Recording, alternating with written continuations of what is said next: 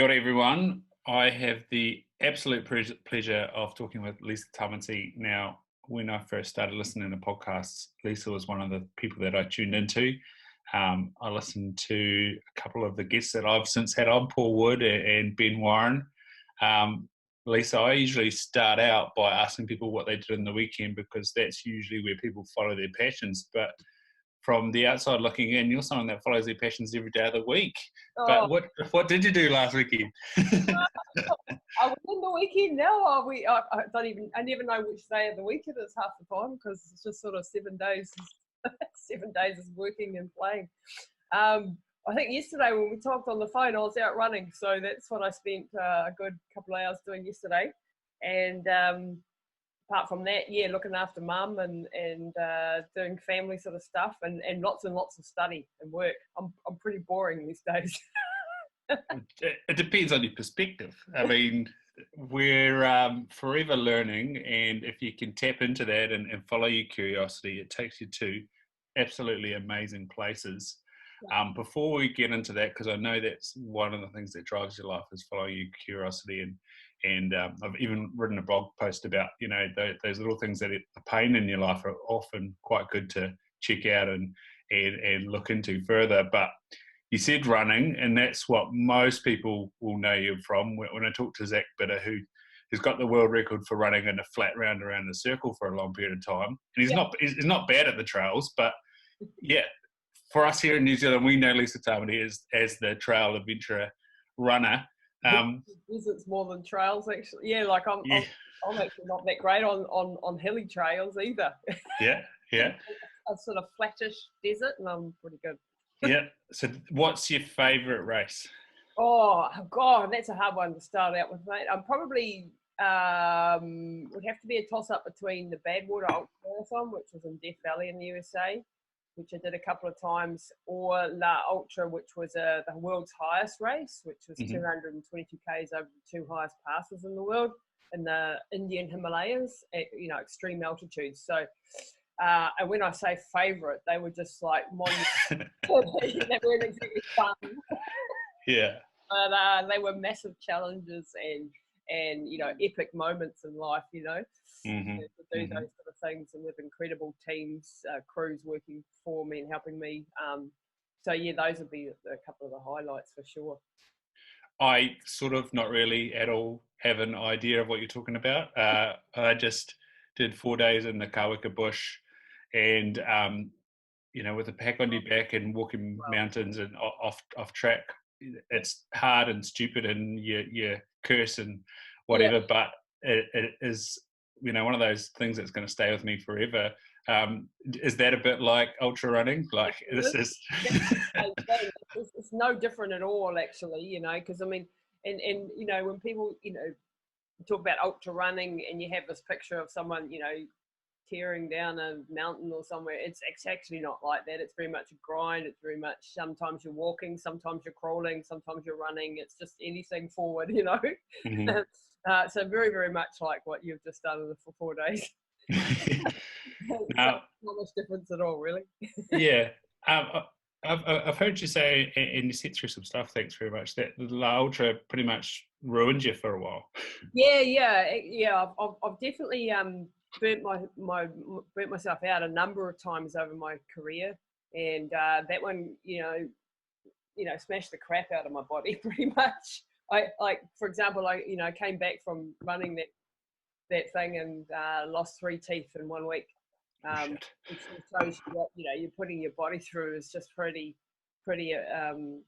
out there. And then of course I've had lots of problems with things like kidney damage from rhabdomyolysis again and again, and knock-on effects with adrenal burnout and thyroid problems and hormone problems and a whole host of nasty things that can happen when you're being stupid and pushing your body to the absolute limit.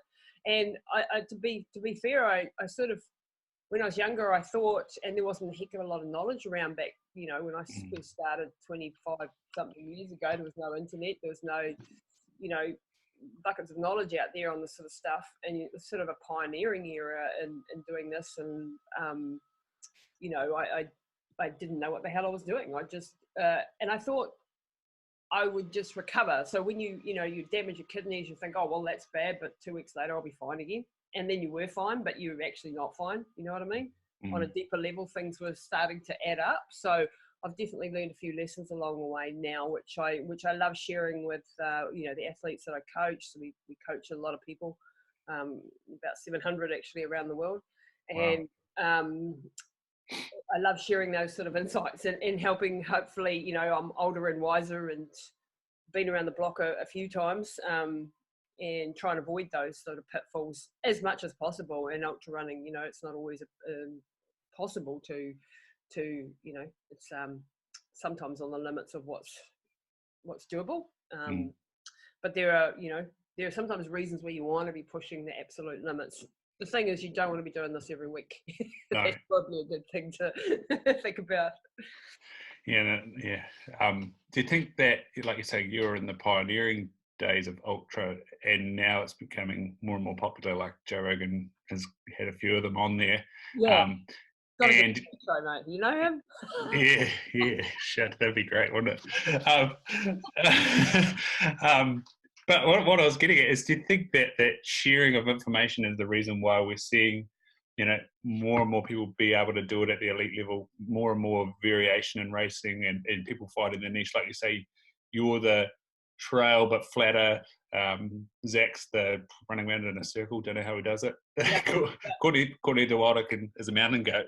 What do you think that's really helped as well? The sharing of information and finding niches.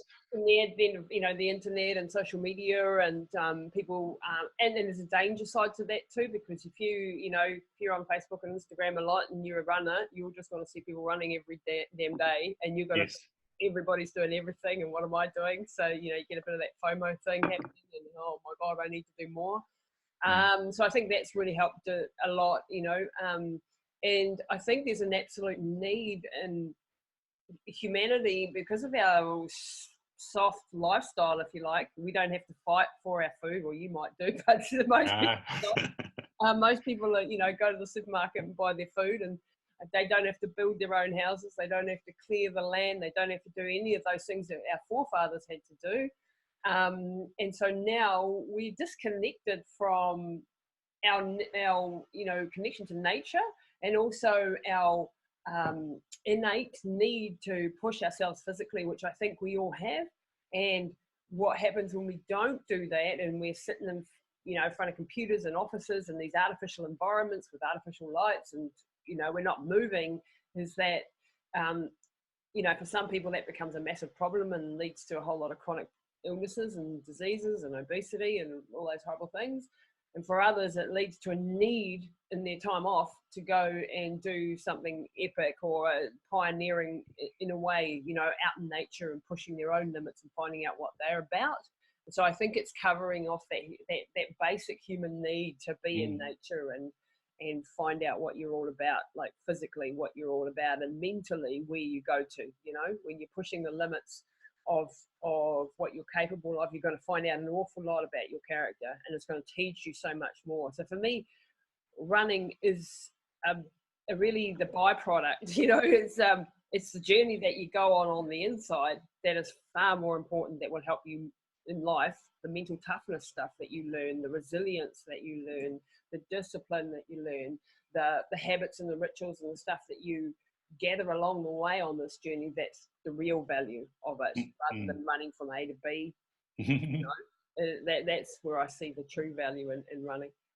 Absolutely.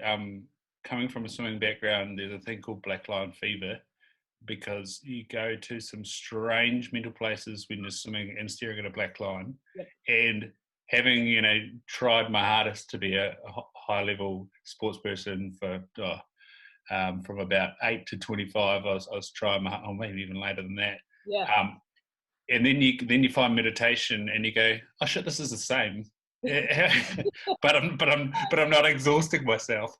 Have you found meditation or used meditation or your experience there? I just stood up from doing a yoga and a meditation before, and it's become a big you know, and becoming more and more important. And, you know, like with a lot of us, I struggle with the meditation, just quiet my mind down, but that actually means you need more of it. Yeah. And I'm certainly not where I need to be with it. The power of meditation, I think, to cure a lot of our problems, and because a lot of our issues that many of us have are related to stress and this fight or flight response, that we're sort of constantly in the state of stress hormones, you know, with cortisol and adrenaline going. Coffee. Yeah, all of that sort of, you know, the phone being available to and all of this sort of artificial stress that no generation in history has been exposed to. And so it's even more important now that we go and we do those things that are going to quieten our mind, because it actually has a physical response. You know, like for years I saw you should meditate and you should you know, be not getting stressed because stress is bad for you, but we didn't actually get the explanation of what does stress do. You know, like stress, I now know, you know, shuts down your immune system or slows it down. You know, slows down your digestive system, slows down all the rest recovery and repair systems. And if you're in a state of fight or flight all day, every day, which a lot of us are, you know, it's like running away from the tiger back in the days, which was an immediate threat, and we needed all our energy to go into our muscles. And that was why it took it away from the immune system and repair and all the digestive stuff and all of that sort of thing, and put it towards your muscles so you could run, which made sense from an evolutionary perspective. But now we've been chased by the proverbial tiger, which is now the shitty email from the boss, or the phone call that's just come in, or the kids that are screaming, or the deadlines that we've got looming. Those are the tigers now, and they're coming at us thick and fast. And this is causing us to be completely wound up all the time, which is really having a massive effect on our health.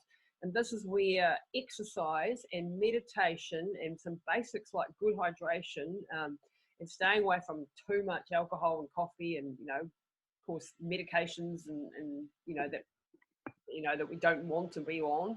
Obviously, we need some, but we're not abusing them, and drugs and all of that sort of stuff can, you know, that can lead us down into a downward spiral or an upward spiral. And you might be surprised, a lot of the people that, you know, we work with, we just work on some very basic things for starters, like getting good sleep, meditating, quietening the brain down, hydration, good food, doing some exercise, and hello, half of the health problems disappear, you know, and pretty quickly. And this can have an effect, like if you're having stress, like I'm working with a client at the moment, we do something called epigenetic testing, and their biotype, because it's broken down into different health types, which is a discussion for another day, has a lot of tone in their body when the hypertone in their fascia and stuff. Now, if they're stressed, their whole body is going to be like, oh, you know, and we all have this to some degree, and some types are worse than others, and this is having effects on their back and on their digestive and their immune system and on and on. It's a knock-on effect. So yes, meditation is a big part of it, and I include running as a part of my meditation, as well as the normal sort of what you'd expect to be meditating as well. I think both of those are valid forms of meditation. Yeah. Well, people should listen to that again. Yeah. One thing you brought up was alcohol, and I think alcohol actually highlights one of the effects of the sympathetic nervous system. You said we go into this fight or flight, and that's pretty much our brainstem. So it basically cuts off your higher brain function, and 100% your prefrontal cortex. Now, when we speak about alcohol and why people make silly decisions and do silly things, and their muscles and stuff go weird, is because exactly that. And so that is the real danger of being hyper stressed, is that your thinking, your higher thinking, your understanding, your logic is gone, and your reflex and stuff is heightened, but only in a certain direction. And so you can be caught unawares all of a sudden, or you can, you know, make mistakes all of a sudden if you're in this chronic state. And so that's the buzzy thing. Alcohol stress on a pretty, like on a physiological level, in regards to, you know, your prefrontal cortex and your logical thinking processes, do something similar then, don't they? Yeah. narrowing, you said something to me yesterday on the phone when we talked, Yeah. that it narrows when you're stressed, you lose your peripheral vision. You get this tunnel vision going on. And I've read that, but when you said it, because you're an optometrist, obviously, you said that physically they actually end up just being able to see sort of straight ahead. And I'm like, holy heck, really? Because that was an interesting aside, working with someone with a brain injury who's now got their peripheral vision back and wondering, how the hell did that happen? So that was a rabbit hole we went down yesterday. But again, that sort of shows that, when you are stressed, you do have tunnel vision. You don't see anything out the sides. And you're not going to be able to react as well as you otherwise would. Stupidly, I've had 2 boxing matches. And it is not the hitting part. And especially the first one. It was bouncy boxing in the middle of the Captain Cook Tavern. But that time, that was the first time, I think I saw the person's head, and that was about it. The whole garden bar at the Cook, if anyone's ever been there, was full of people. I didn't hear them, see them, witness them, or anything until it was all over. And then the second time, we'd actually done some training, and by the third round, and it was 3 rounds, I could actually hear my corner, could actually witness the people. And that's what they sort of talk about with martial arts, is this flow state of heightened, or I guess it's aggression or channeled sympathetic nervous system, but at the same time, this peace and calm and ability to make decisions, which is your parasympathetic nervous system. And that's what it takes to be a high level, combat sport athlete, which is, a scary place as it is where we go to talk about concussion and acquired brain injury. But at the same time, it's why we're so fascinated by it, because it's so channeled. Yeah, exactly. I mean, I was listening yesterday and learning about brain waves and controlling your brain and controlling your stress responses. And the guy was talking about an expert PhD in brain neuroscience, and he was talking about cats. You watch your cat at a windowsill looking at some prey outside. His body is completely relaxed, and he's hyper-focused. His eyes are just following that prey. So he's in a state of SMR, I think it was called, the SMR state of brain waves. And he's able, when that cat is ready to pounce, because he's in a relaxed state physically, he's able to pounce, and because he's also relaxed and can completely focus. When we're under tension and we're scared, like you probably normally would be in a fight, you're not able to actually physically respond as well as if you were completely in control and completely relaxed, and then able to strike really, really quickly and really fast. And probably like getting to that mastery level of martial arts or boxing is about being in that state, like the cat in the windowsill watching the bird, fully relaxed on the inside, everything's going slowly but completely focused on the prey. And that's a really good state to be able to be, and being able to control that. I find it really fascinating to study things that are around controlling your mindset under stress and crises situations, and observing yourself when you've been in situations where you have or haven't reacted as you would like to, and then trying to reanalyze them. How would I have been better, reacting to that, and being able to learn to control to a certain degree your physiology, so that you're not hijacked by it when the fear comes. And I've had to, in certain races where you've been in really dangerous situations, being able to control what your thoughts are doing and compartmentalize things, and being able to function despite the fear. And then there have been other situations where I've done that really well. And then there have been other situations where I've completely, run around like a cabbage head and not done it well. and trying to understand what it is and how do you control those mechanisms is really an interesting area of study too. So speaking of like a fearful thing, was it Libya you illegally ran across? Yeah, I didn't run across it. This was the expedition, so this was even before I got into ultra running. Yeah.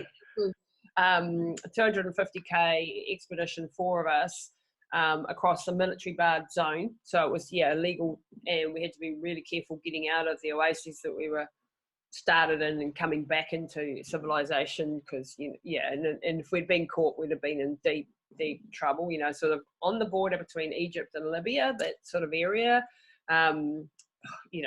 Dangerous place to be, but also an incredibly beautiful desert, like the most beautiful desert I've ever seen, and I've seen a lot of deserts. Thousands of kilometers of them, and it was just absolutely mind-blowing. And we wanted to go through there, and we were hoping to do a book which never actually came to fruition. But we only had 2 liters of water a day, which was the biggest problem, because we could not physically carry anymore, and there was no outside support. Obviously, we were doing this under the radar, literally. And 2 liters of water in a 40 degrees during the day type climate, and was absolutely insane when I look back at it now, and very naive and a bit stupid. And we had I had a backpack that was 35 kilos, and I only weighed 9 kilos or something at the time.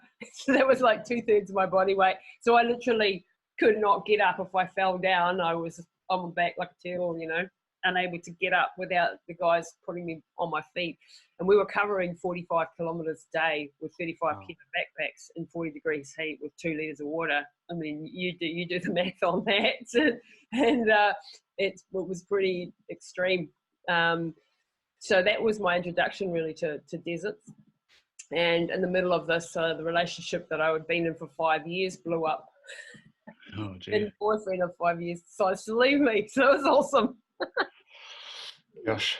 You have to read the book for that whole story. Is it out now, or yeah, I've got 2 books, and my 3rd one's coming out.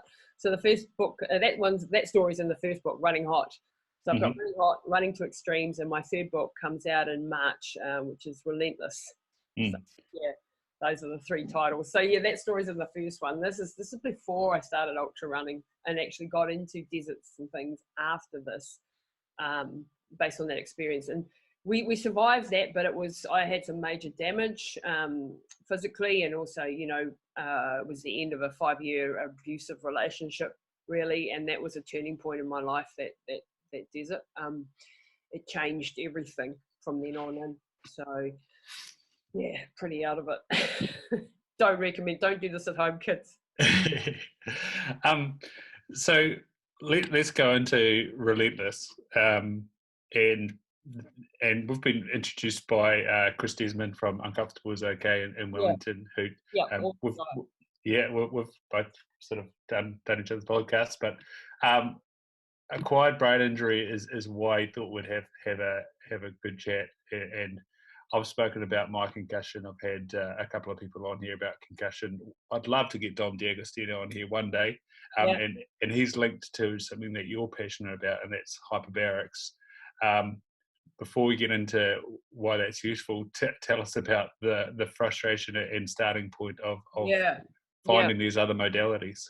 Yeah, so I had a situation, 4 years ago, almost to the day, my mum had a massive aneurysm, which is a bleed in the brain, and then subsequently also a stroke a couple of days later. So the aneurysm was like blood right throughout the brain, and blood and brain matter don't do well together. And she was left fighting for her life. They didn't expect her to live. It was a massive bleed. And we had a misdiagnosis immediately when we came into emergency department. She'd collapsed on the floor, massive headaches, which apparently was the worst pain in the world that you can have when this sort of thing happens. You can imagine the brain cavity, like the skull, is a fixed thing, and you've got blood pouring into it, so the pressure's increasing, so your brain is just being squeezed to death. And the doctor said she's having a migraine, And the ambulance driver that had taken her up to the hospital had said, I think she's having a stroke. And he told the doctor this. The doctor ignored it. And so I didn't know anything at that stage. So, you listen to the doctors, don't you? Not so much anymore. So we listened to, and he gave us some painkillers and said, well, we'll just watch her for the next 4 hours. And, and then after 4 hours, she had another massive attack, like a real, and by this time I was desperate because she was in extreme pain, and I'd seen her have migraines earlier in her life. She used to have migraines regularly until she cut out gluten. So she hadn't had one for 20 years, and I knew that this was not how she would react with a migraine. So I got a friend of mine who's a paramedic who works up at the hospital periodically, and she'd crewed for me on many of my races and was an ultra runner and knew Mum very well. And she came up and she took one look at Mum and said, oh, she's having some brain, stroke or something like this. And so she went to the doctor and gave him what for, to get her a CT scan right now. And so he relented. And so after 6 hours, we got a CT scan and it came back blood right throughout the brain, aneurysm, massive, panic then to get her help. It took another 12 hours for her then to be transferred via the air ambulance to Wellington Hospital, because we live up in New Plymouth. And so 18 hours to get into surgery to have the stent to relieve the blood off start relieving the blood off the brain, which, the gold standard is 1 hour. So for something to survive this at the age of 74 was just absolutely amazing. And then, of course, she wasn't out of the woods when that happened. It was another 3 weeks in and out of coma. You have something called vasospasm. So when blood and brain matter mix, it causes the brain to spasm, and it can spasm for the next 3 weeks. And so you lose more and more of the brain tissue, and it can kill you at any time. So she would be in and out of coma, and then she'd have some function, and then she'd have less. And as the time wore on, she lost more and more and more of her brain. After 3 weeks, she stabilized and she survived, but she had basically hardly any higher function. She had no memory. She had a couple of words. She had no ability to control any of her bodily functions. Really bad state. So not much over a vegetative state, a little bit. Then they, rehab situation for the next 3 months up in New Plymouth Hospital after that critical phase. And in this time after that experience in ED, I was just going hard out researching. Dr. Google was my best friend, and I was studying everything I possibly could with about brain injury and about aneurysms and about the drugs that she was on and the stuff. And I came across something called hyperbaric oxygen therapy. And this is what they use for dive accidents, decompression chambers.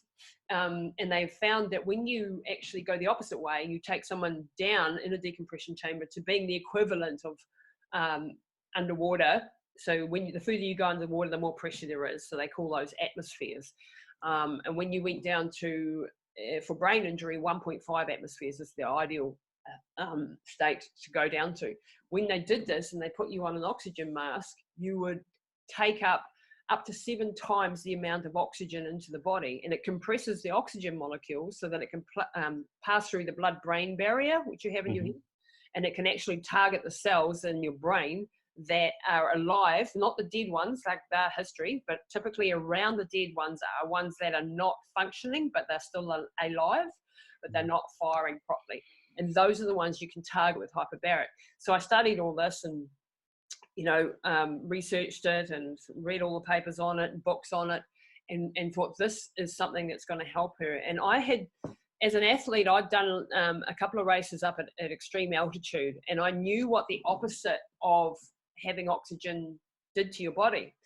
I'd had a hypoxic brain concussion from being at altitude and using a hypoxic tent in the preparation for one of my races, which is where it takes a part of the oxygen out of the air that you're breathing at night to try to get your body to produce more red blood cells so that you're better when you get to altitude. I went too far too fast and was sleeping at 6,500 meters every night. Don't do that at home either. And I'd ended up with typical, impatient athlete running out of time, trying to get the most, and pushed it way too far. Ended up knocking off my own brain cells, and I really had none to spare, I can tell you. Ended up with a hypoxic brain concussion.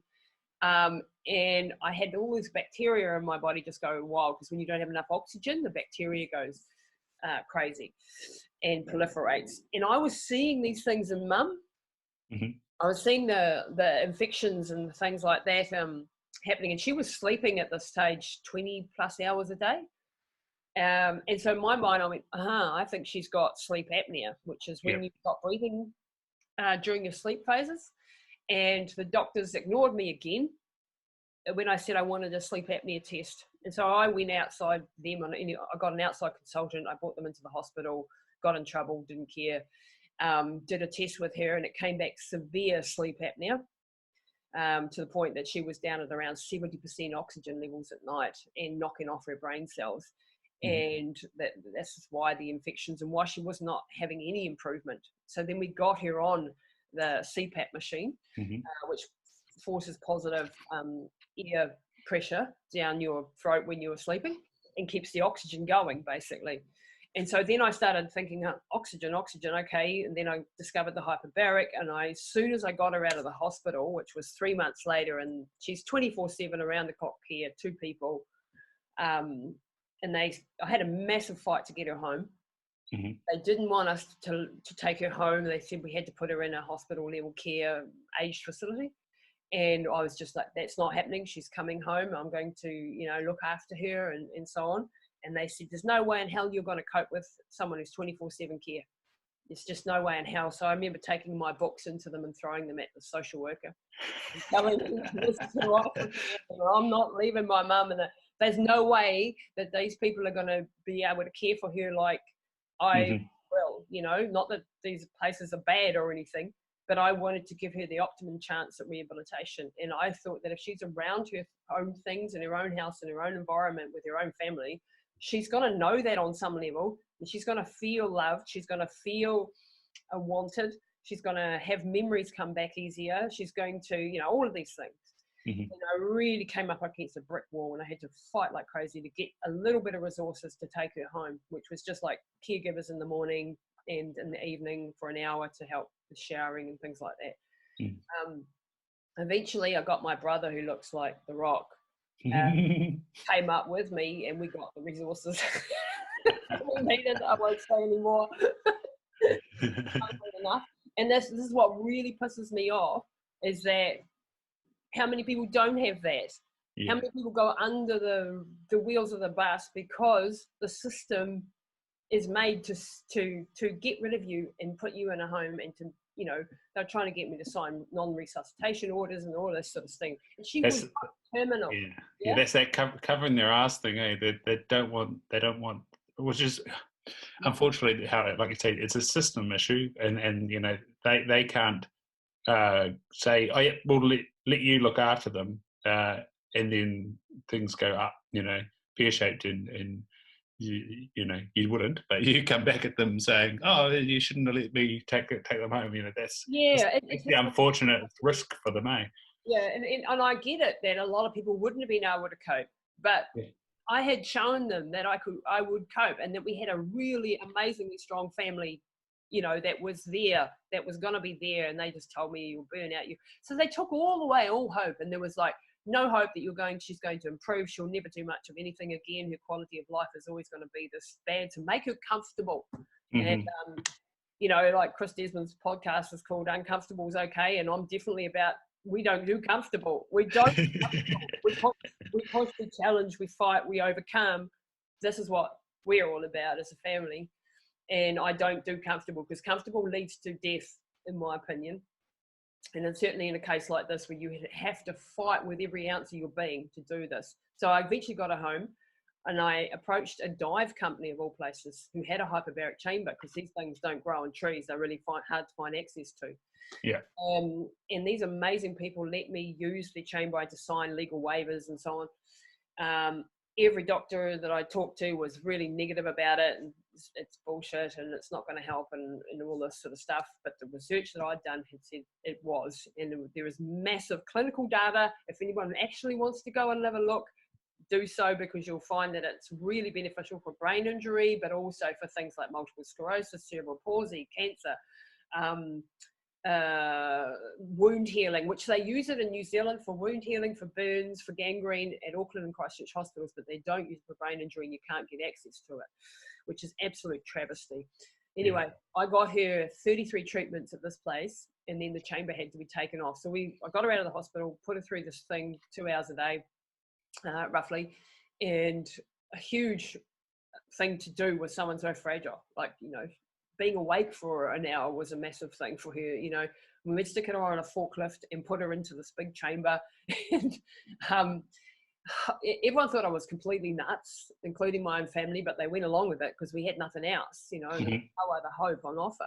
After 33 treatments, my mum started to wake up, is the way I can express it. She started to have a flicker of intelligence behind her eyes. She started to try to talk. She tried to move her upper limbs more. She was trying to communicate. She was, and so I knew that it was working. And then the chamber got taken off on a contract. And so I had to mortgage the house. And then I bought a hyperbaric chamber, what they call a mild hyperbaric. So there's 2 levels that you can get, the hospital medical grade ones and big and the mild ones. Now, if you're a private citizen, you can't get one of the big ass ones because of the regulations around it. You have to have hyperbaric technicians. You have to have, because oxygen is in itself a bomb, basically there was all these legal rules. So I did what I could. I got what I could, the best quality that I could. And I put her through another 250 sessions over the next couple of years. And while I was doing this, I started to develop a therapy plan. And I tried just to stay one step ahead of her recovery. So I studied everything from nootropics, which is brain enhancing drugs and supplements. I changed her diet, did the hyperbaric, did physio, did things like functional neurology to the best that I could via YouTube. A lot of the time I was learning stuff from, because I couldn't get access to the people that I you know, knew were available overseas. I tried to get her stem cells, couldn't get that. I tried to get her into a program in America, but I couldn't get her to travel there. It was too difficult. It was everything I tried. I tried infrared light therapy, you know, you name it, I did it. And I'd just weigh up the risk and the reward, and if it wasn't too risky and I think that there was a reward, I'd try it. And the upshot of it is, like, now 4 years later, my mum is completely normal again. She is reading, writing, walking, talking. She's got her full driver's license. She's got her full brain power back. She's pre-aneurysm levels on all her tests. She has a slight limp when she walks. We're still working on her balance and her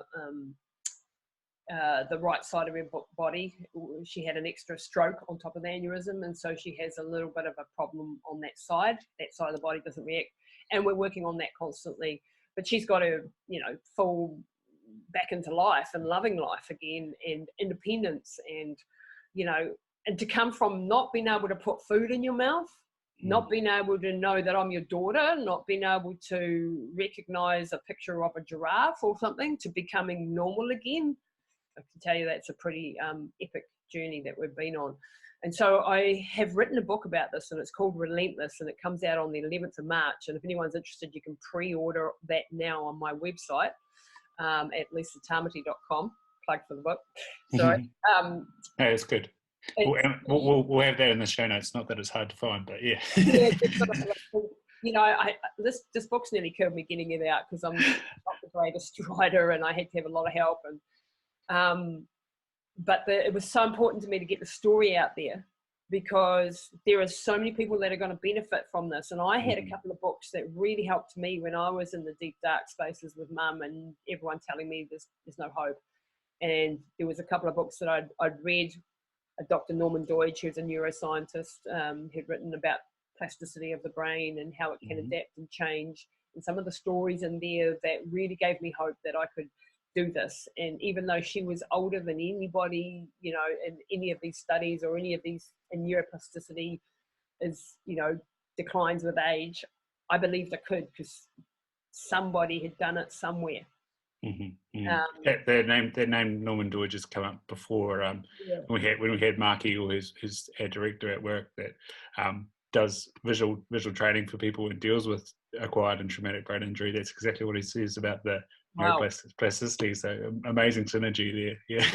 I have to talk to him then, or talk to you about the next level in mum's recovery then, because I need more help with the functional neurology side. Yeah. We'll talk about that later. But yeah, so this book's really important for me, because I want people to be empowered. I also want people to understand that they have to take responsibility for their own health. Don't rely on our medical system. Don't rely on the local doctors. And this is no indictment of any particular person or there are just limitations to the system, limitations in resources, limitations in time. Also, the fact that the world's knowledge is doubling every 5 years. So how can anybody keep up? So if you have a really deep specialized problem, you better go and do your own deep research, because your local doctor hasn't got time to go and do that. And if you understand that, and yes, it takes, I'm lucky that I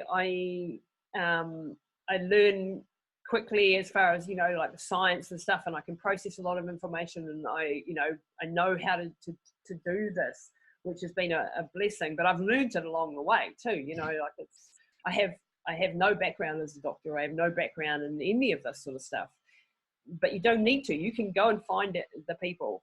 You can go and find online pretty much an expert in everything and learn from them. And you'll run up 100 rabbit holes and they'll lead you nowhere, but there'll be one that'll take you further than anybody else will take you. And you have to go all in on this. And so this book is a book about mental toughness and mental resilience and persistence and overcoming obstacles that will teach people a lot of things about that. But it's also about the therapies that I used in regards to brain injury. But more than that, it's about an attitude to life and taking responsibility for your own health and your family's health, so that you're not just blindsided by the system that isn't perfect. In that, we have limited resources. There's not enough money in our system. If you're over 65, you're going to be put to the back of the list on a lot of things. So if you don't fight, and even for younger people, you still, you've got to do your own research. You've got to have an advocate, advocate for your loved ones if you're ever in a situation like this. And don't be too polite. I was too polite in that emergency department. I knew something was wrong, but I didn't know what to ask for, and I didn't scream and shout loud enough. Sometimes it's the squeaky wheel, it's the oil. Absolutely. Yeah, I had a case of that over Christmas, and again, it goes to the limitations of the system. The referral went out. The patient got the referral when they got back from their GP, and she was on the phone on the Monday, and I just basically said to her, "You need to go back. They didn't have the information there. They haven't done what I've asked for. You need to go back." And understandably, she was a bit concerned with the way the system works, and being that I'm an optometrist and I had referred her to the ophthalmology department to deal with her eyes. The real issue was with her medical state, and it was just like, you're allowed to go back. There's always someone acutely there. If there's not, they'll put you up to the hospital. If your GP is not there, they will and should see you. If they don't have the copy of the referral, you've got it. Take it with you. Show them the photo of your eye and what that means, and the things that I've requested, and they'll understand. They should. You don't want to say they will. They should understand the severity of this. And you've been there. They've treated you. You have not got better. In fact, you're telling me you're worse. There's a headache. This is vascular. Get back to them and find out why this is going on. And it's funny you say about picking up on stuff, and it is partly about exposure. And like you said, you don't have a doctor background, but you've pushed the body to the extremes of physiology, and you've seen where it goes wrong, and you've got things to parallel to it. Now, life is all about exposures, and like I didn't get into optometry, and so that forced me to go do a Bachelor of Science, and I did some neurology and reproduction. So two massive systems.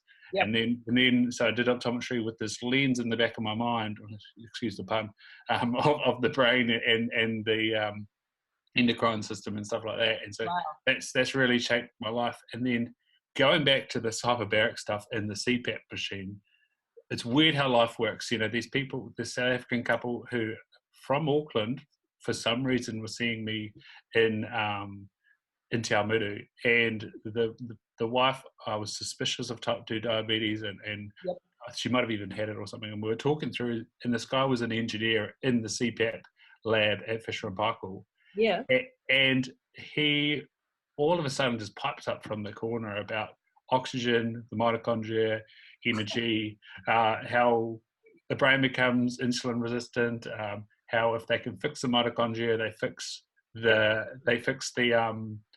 sleep apnea. And then, you know, this year there's been a report to say that glaucoma has a massive link with sleep apnea. Sure enough, sleep apnea has a massive link with high blood pressure. It's all metabolic. Yes. And Mitochondria.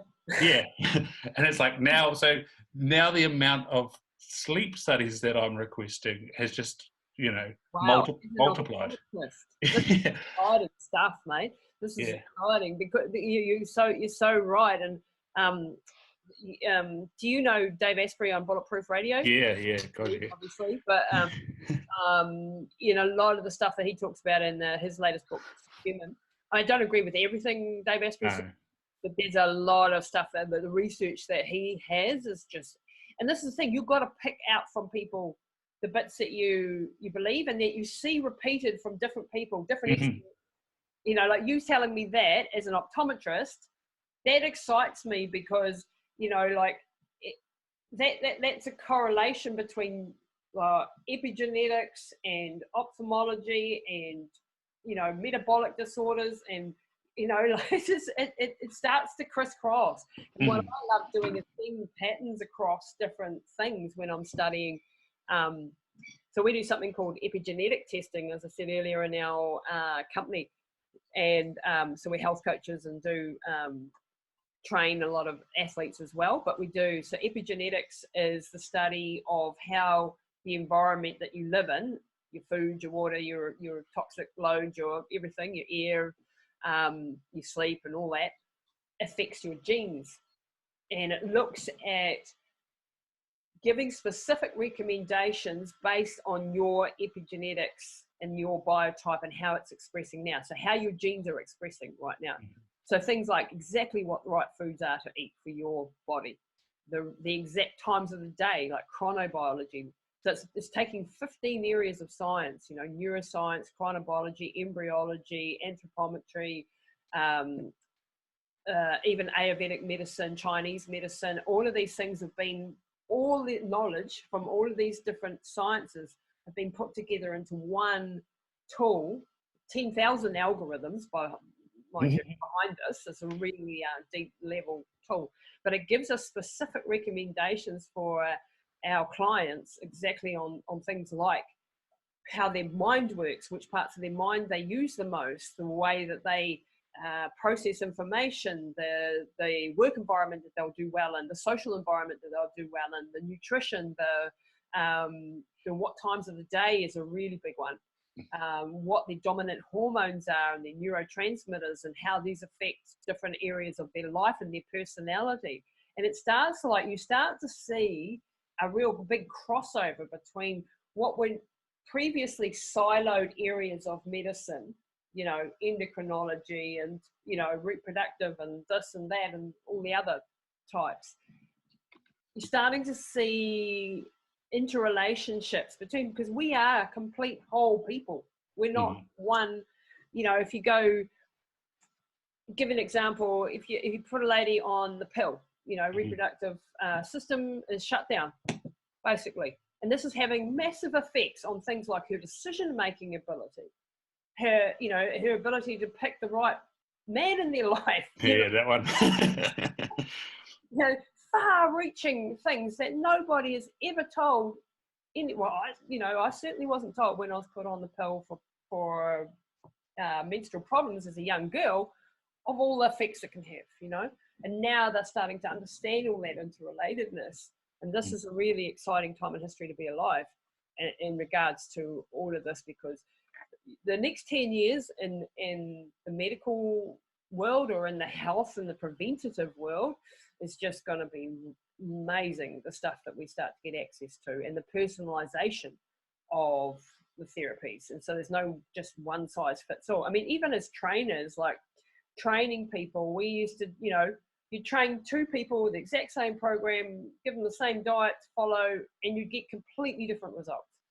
And your tendency was to think, well, one's following it and one's not. But that's not the case all the time. They can both be following it and getting completely different results because they have different different biotypes. and this person needs to be trained this way, and this one needs to be trained that way to get the different results.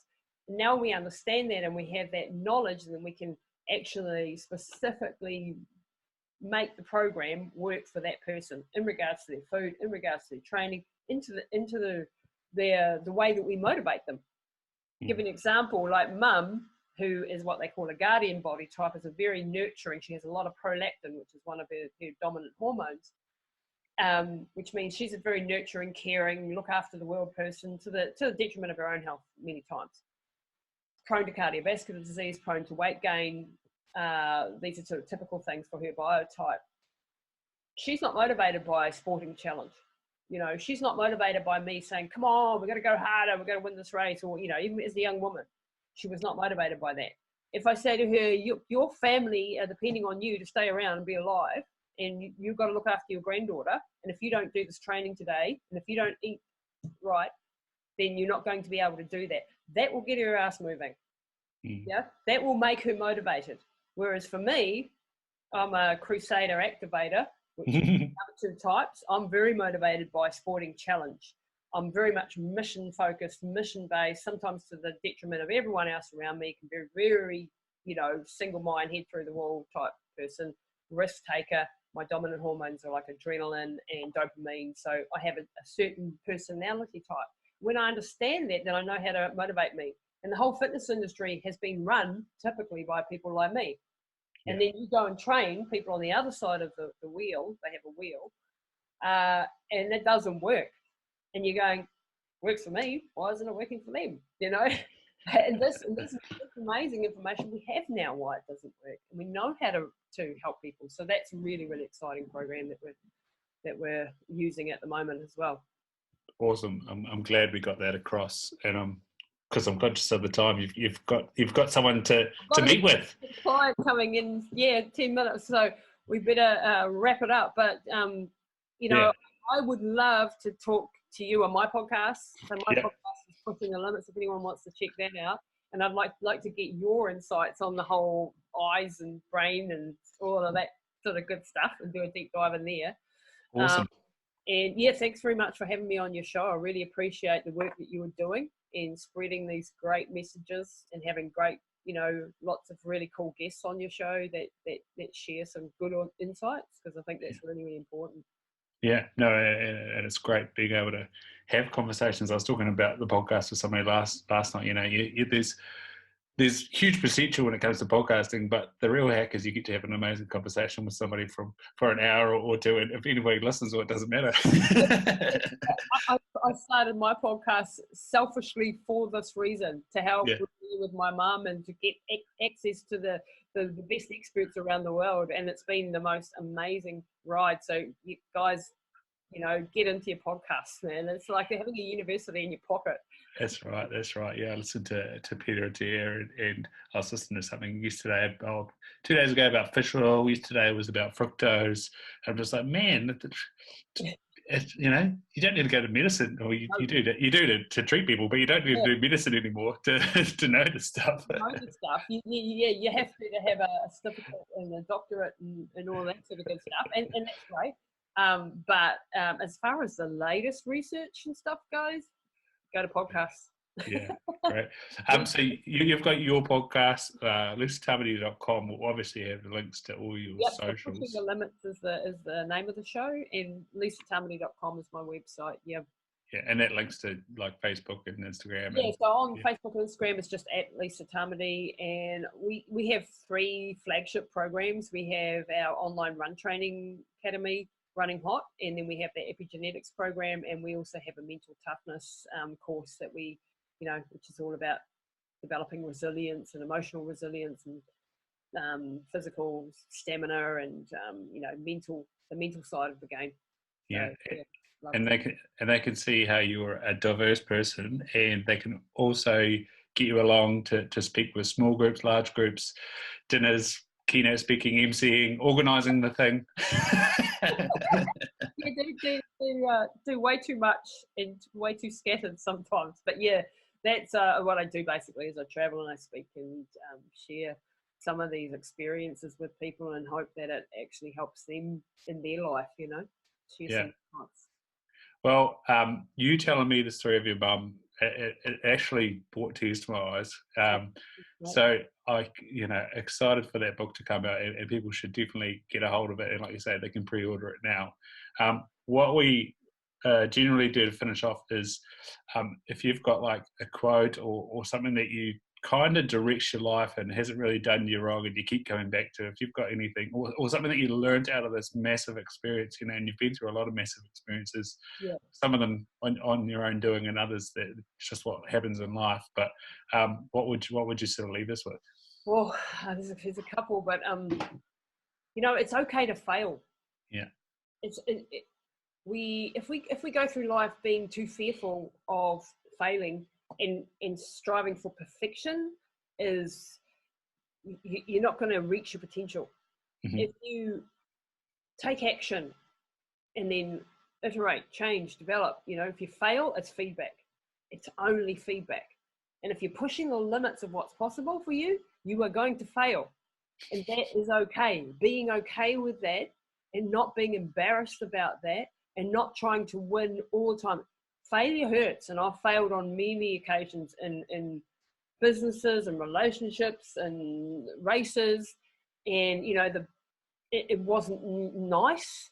It was horrible sometimes, but there was always a learning from it. And life is a rich tapestry, as they say. And if we just go through trying to pick the best horse to bet on all the time, we're not going to actually reach our full potential. And so having that ability to push and jump when you're scared and go, obviously prepare, obviously do all that sort of risk mitigation stuff and all the rest of it. But taking chances and not being afraid to fail. And if you do fail, learn to get back up. If there's one thing you learn in life, it's how to get back up after a failure or a knockback or a setback or a situation, and turning everything into a silver lining. Like me doing this book with Mum's story is me turning that story into a silver lining. It's me using that horrific experience that I never wish anyone to go through, but it's done because it's going to help other people who are unfortunately going to go through similar things. And it doesn't have to be just a brain injury. It could be any drama in life. And so that's my way of paying it forward, and it's my way of turning something terrible into something good. And you can always do that. I mean, earlier this year we lost, last year, sorry now, in March last year, we lost our little baby boy, Joseph, who was born at 6 months gestation, and we had a surrogate mum. And this was a journey that I'd pushed hard. I'd gone all in. Like with Mum, I went all in and we won. And with this situation, I've been trying for years to have a child. I've done everything possible. And we finally had a wonderful surrogate, and things were going great until he came early and died in our arms, and that was, I really struggled to find a positive in that for a while, because it was a horrific situation, and I felt like I had pushed so hard to make this happen and I'd caused the suffering. But after a few weeks of grieving and going through this process, I realized that this is what life, you cannot predict all the variables. What you can do is go all in, and then you can hope for the best.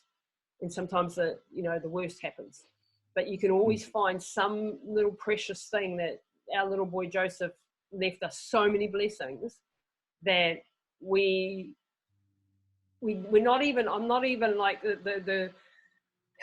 it's just some beautiful things that have happened out of it, like the connectedness to my surrogate family now. Her kids are like my kids, and our extended families are connected. And now my husband has changed his whole outlook on life and what he's capable of. And he's like, stuff it, my son didn't get to live, so I'm going to. There are blessings that our little boy left behind, even in this horrific situation. And it's having that resilience to stand back up again and go again, no matter what happens to you. And if you can do that, you're going to have a much more fulfilled life and reach a lot more of your potential, and just being able to stand back up again. It's just really, really important. And for us in that situation, it's about honoring what he missed out on. It means living life full on. you know. Yeah. Resilience. I think that would be a good way to part ways, is to, guys, don't fear failure, get up again, go again when you do, and just be strong. Lovely. Think it's it's a thing that you feel, and it's a great example, I guess, of of life. So yeah. Shit happens. Yeah. Sometimes shit happens, and you can't control all the variables.